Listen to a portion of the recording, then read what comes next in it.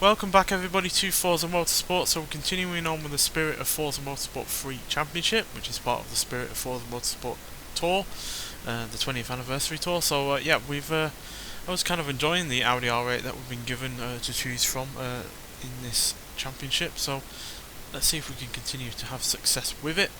So we're on the Road America full circuit for 4 laps. So we do have plenty of power in this car, and as you can see now we are able to upgrade it even further. So yeah, this is what it is at from the last episode. So 530 horsepower and 400 pounds-feet of torque. It does weigh a bit at 3,634 pounds, so we should hopefully be able to have enough room to reduce that, but we will need extra grippy tyres since we are going into S-Class. So we'll go for race tyres, then we'll lighten it to make the most of what power we already have and any power that we do give it. Yeah, get it up to down to 3,000 pounds thereabouts. And can we turbocharge it? I am kind of tempted to do that. No, we can't. Not with the weight that we've lopped off it. Let's put the weight back up a little bit and let's see if we can. Yeah, let's turbocharge it. Let's go all in. I do like randomly turbocharging some cars that weren't necessarily made for it. Let's see if we can get a good, nice, even number out of this. So yeah, 685 I think would be nice enough. Any advance on that? 695, 710,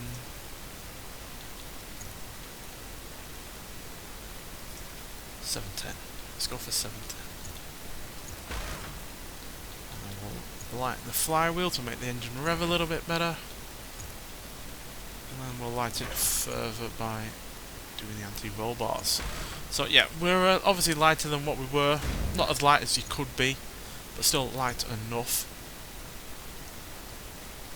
So yeah, let's take a look. It's taking its time. It's thinking about it. So yeah, we're now weighing in at 3,396 pounds, 710 horsepower. So that's 180 more than what we had before, and 536 pounds-feet of torque. So that's 136 pounds-feet of torque more, while we're weighing nearly 300 pounds less than before as well. So that's pretty good. 0 to 60 now in 2.573 seconds, 0 to 105.707 seconds, and going to a top speed of 220 miles an hour. So we're pretty much in hypercar territory now. So yeah, with this track having a couple of quite long straights on it, we should be able to take advantage of those with our much more powerful car. That is obviously going a hell of a lot quicker into the acceleration. The road course was recently resurfaced with great care to keep every original elevation. So hopefully we'll do well here. Obviously we didn't do much in terms of handling. Obviously we did reduce the weight and we did give it race tyres, but outside of that, it's not a great deal. We're gonna keep it on mediums just in case the soft tyres get worn out a bit too quickly, because at the end of the day we are all-wheel drive, and all-wheel drive cars do tend to wear through their tyres a little bit quicker, I find, especially up front. So yeah, and even though we are only 4 laps, it is every possibility that the tyres could become a little bit thin by the 4th lap. So yeah, just don't want to risk it. We'll have plenty of grip with these medium tyres anyway.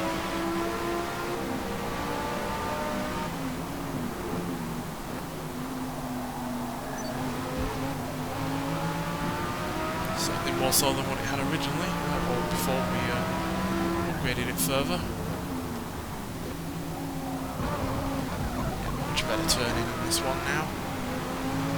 Reduction in weight and extra grip really making a big difference.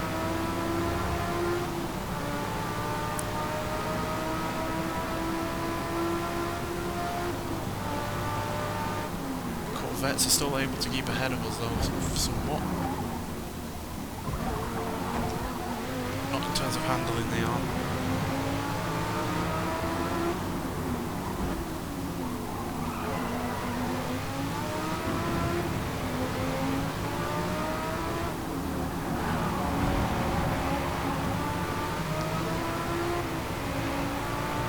Those BMWs are as quick as they are.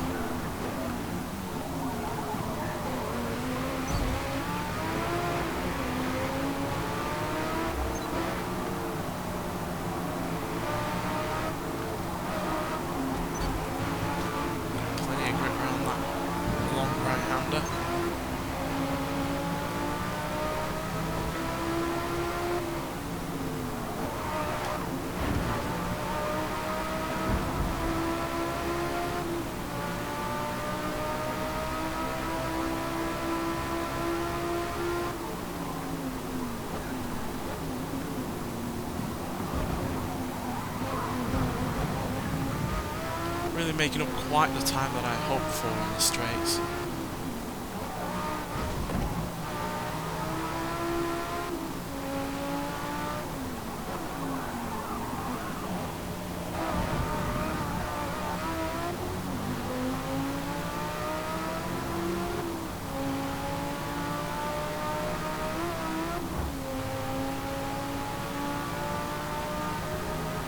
Even with 710 horsepower, it just doesn't feel all that quick. I'm not sure why.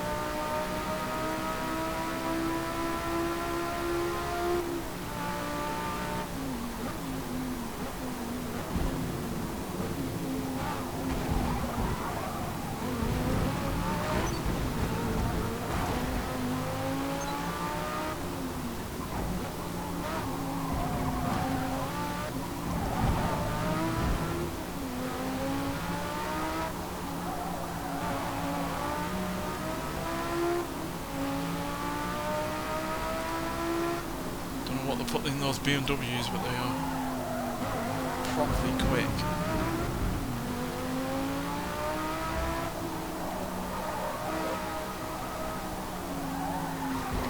I've got loads of what to say there that time round. Much better in there than at the big first lap. The sound has gone quiet again because that glitch has returned, unfortunately.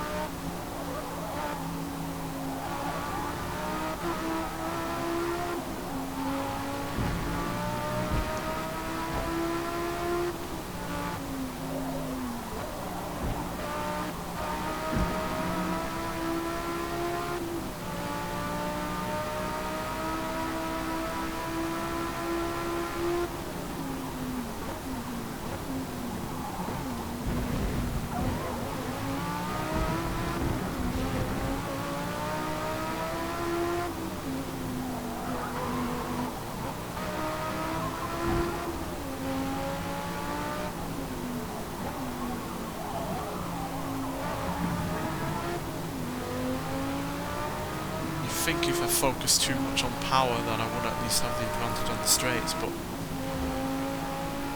even with more than 700 horsepower we're just not really gaining all that much time.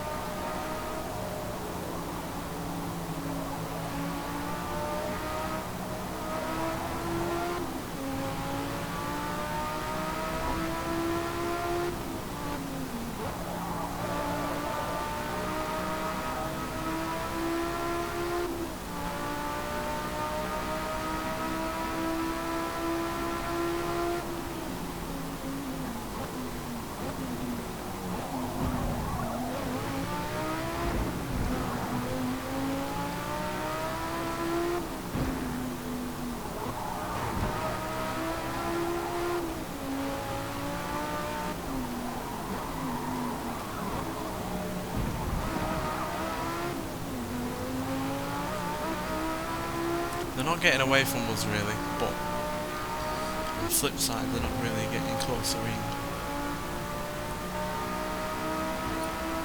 One more lap. I'm pretty sure if it was a like Le Mans where top speed really just come into it, that we'd be wiping the floor with them, because I highly doubt those BMWs are able to do 220 mile an hour, but when it comes to mid-range acceleration and getting to a decent rate of speed fairly quickly, they just seem to have that little edge. At least there are quick enough to keep ahead of us by ever so slightly, and then they're clearly better for the corners. We've definitely got better downforce than we do.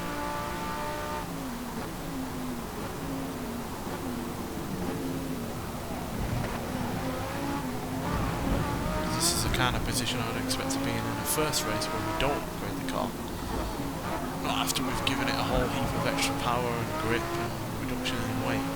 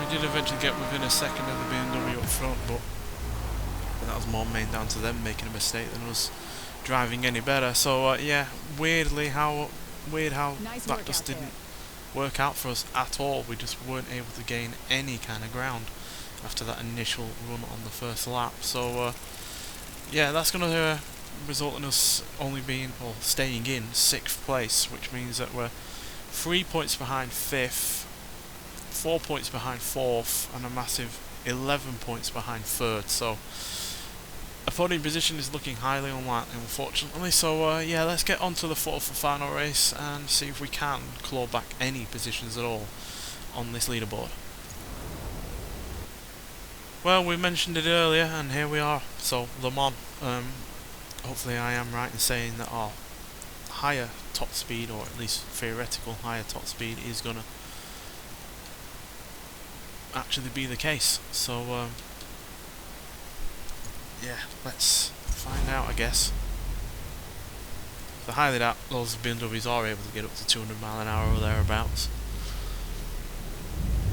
although they do seem to have that initial acceleration that we don't seem to have, which is despite our all-wheel drive system. I'd say the Ferraris will also probably be able to get up to around our kind of speed, as well as the Mercedes behind us and in front, and those Corvettes for sure. So yeah, it's going to be interesting to see who just has that top speed, really. Now granted, it is the one with the 2 chicanes on the main straight, so you can't fully get to your top speed here. You can get to it a lot more than you can on most other circuits.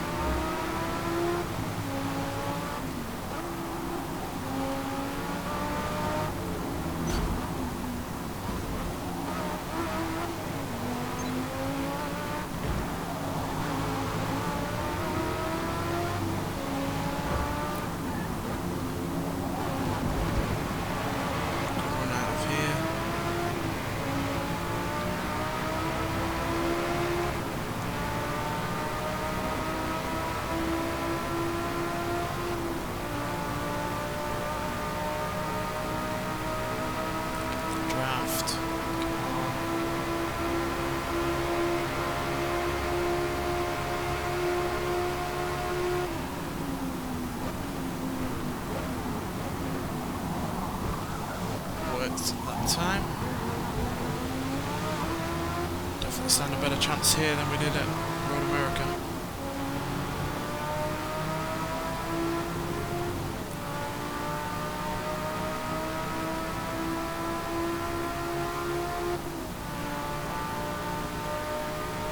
Weird being in an Audi with only 6 gears, but it's plenty for this car at least.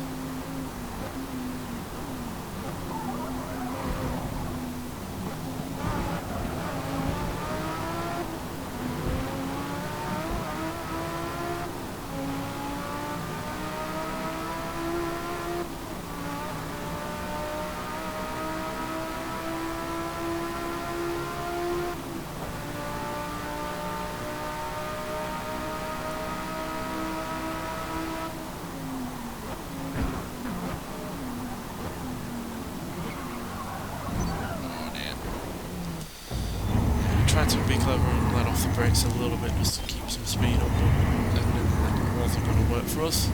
Carrying way too much momentum and speed into this corner.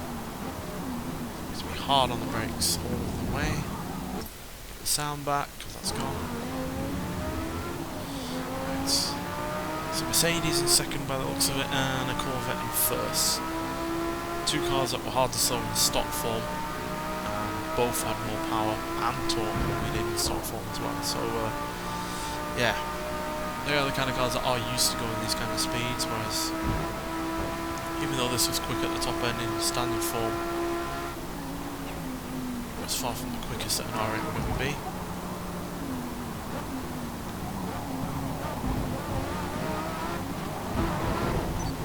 Yeah. Ever so slightly caught the gravel there.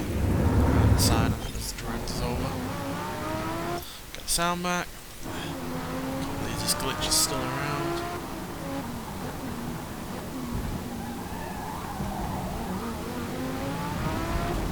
Yeah, so a bit of understeer there, trying to carry the momentum out of the corner. We do better. I guarantee we do have the better launch out of the corners. So all-wheel drive grip.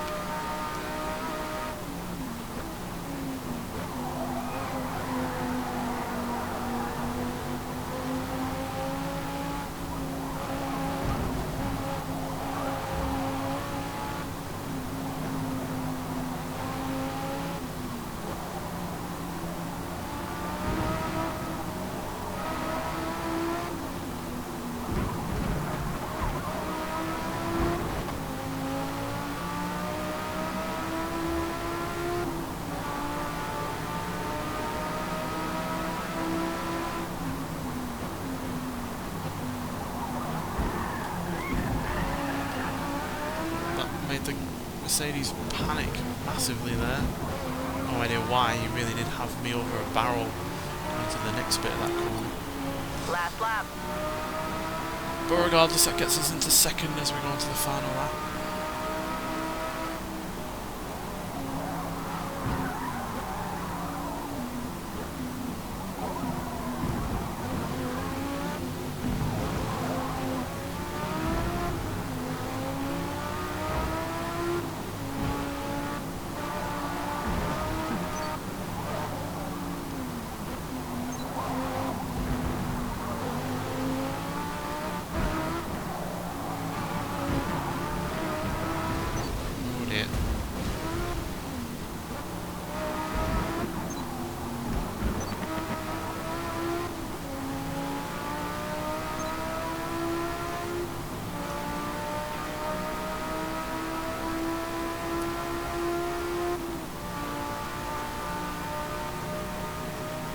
Kind of weird how we only really did a couple of things to this car to improve the handling, the tyres, and the lack of reduction in weight, and yet they seem to have had a far more drastic effect on the car's handling than the 180 extra horsepower and 100 extra pound-feet of torque have had on the effect of the acceleration and top speed.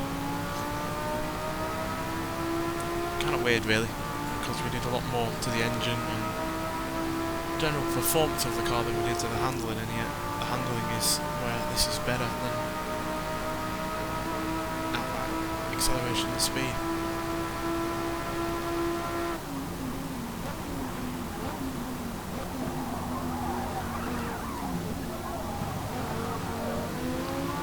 In all honesty, thought we hadn't done enough to the handling compared to the amount of power we gave it, but seems the opposite, to be honest.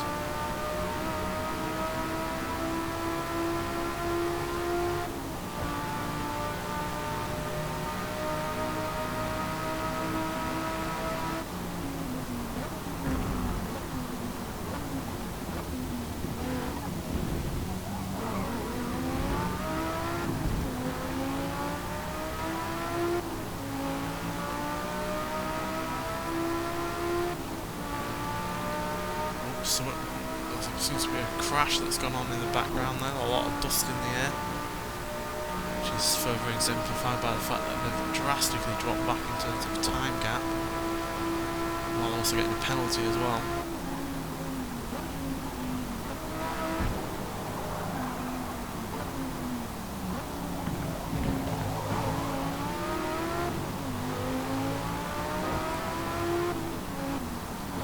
This is down to me in the Corvette then.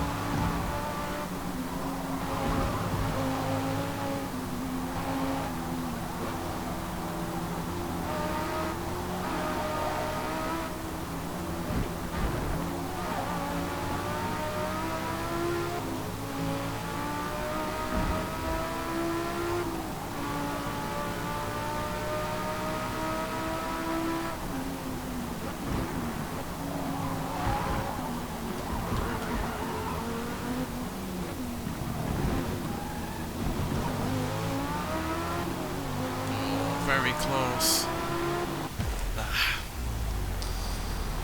Definitely got a lot quicker through that chicane than they did, but obviously not just quite enough, unfortunately. So yeah, but still, second place is a marked improvement over the prior race, where yeah, we just seem to hit a brick wall in terms of being able to gain any time whatsoever. So yeah, that has had a drastic improvement over our position. It's bumped us up 2 whole places, but still not quite enough to get into the podium positions, as we are 4 points behind third, and a massive 14 points behind second, and 16 behind first. So yeah, a little bit of a shame there. If we'd have done slightly better in the prior race, and for whatever reason we just weren't able to, then we would have potentially gotten into third at the very least. So yeah, but that's a bit of a shame, but that's just the way it goes sometimes. Still, fun race, the Le Mans one at least, and yeah, at least we finally got at least 1 podium position for this episode. Nonetheless though, thank you for watching, and I'll see you in the next one. Bye.